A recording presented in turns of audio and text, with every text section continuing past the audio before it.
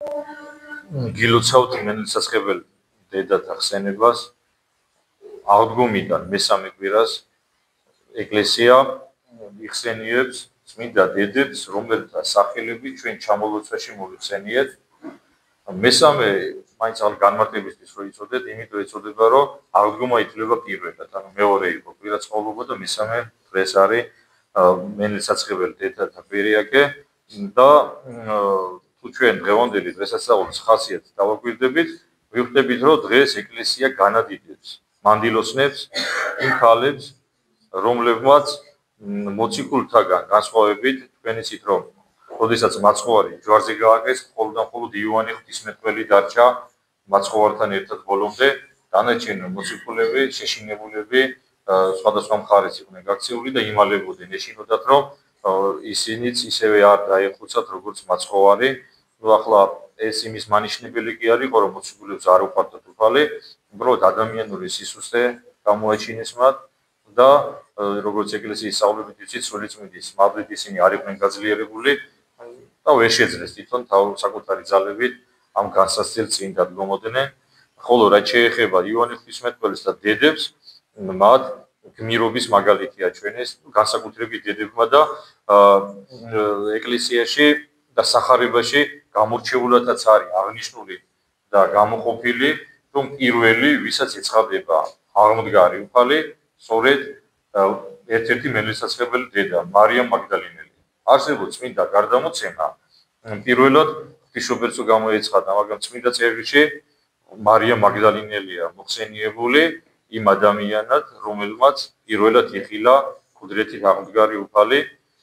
დედები მენელსაცხებელი დედები არიან მაგალითები რწმენის სიმტკიცის, კრძალულების, პატიოსნების და შეიძლება ითქვას, რომ ეს არიან მაგალითები და უნდა იყვნენ მაგალითები თითეული ქრისტიანისთვის, განსაკუთრებით მანდილოსნებისთვის. თქვენ იცით, რომ არის რაღაც დღეები დაწესებული, ჩვენ ახლა აღარ შევეხებით და არ ვახსენებთ იმ ქალების სახელებს, რომლებსაც ის დღე დააწესეს და მთელი ჩვენი ქვეყანა განსაკუთრებით აღნიშნავს ხოლმე იმ მარტის დღეს და იცოდეთ, რომ დღევანდელი დღე უფრო მეტად მნიშვნელოვანი და გამორჩეულია, ასე რომ გილოცავთ ყველა მანდილოსნებს.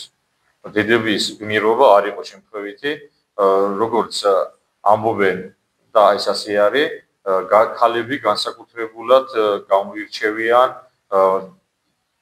გულისხმიერებით, უფრო მეტად გრძნობიარე არსებები არიან და უფრო მეტად და ადვილად ენდობიან უფალს. ამის დასტურია ეკლესიაში მრევლის რაოდენობა, თუ ახლა ჩვენ შევხედავთ თანაფარდობას მამაკაცებსა და დედაკაცებს შორის, ვიხდებით, რომ ქალბატონები გაცილებით მეტი არიან და ეს შემთხვევითი არ არის.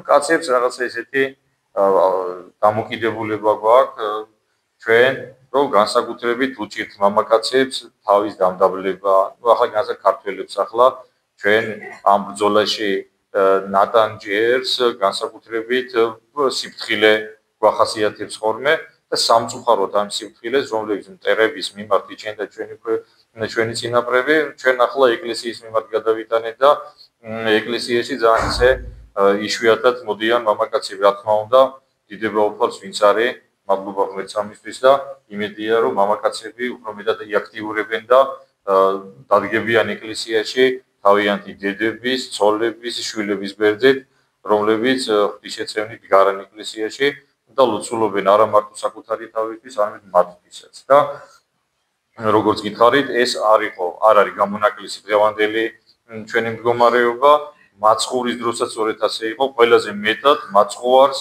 ეს ბოლომდე უერთგულეს დედაკაცებმა და ისინი არიან, როგორც გითხარით, ყველა ჩვენთაგანისთვის მაგალითი. მათი ლოცვით ღმერთმა გაგვაძლიეროს რწმენაში, მოგცეს ძალა მოთმინების, ერთგულების და პატიოსნების. გილოცავთ მანდილოსნებო, ასე მამაკაცებსაც, მენელსაცხებელ დედათა კვირიაკეს. მრავალს დაესწრებით.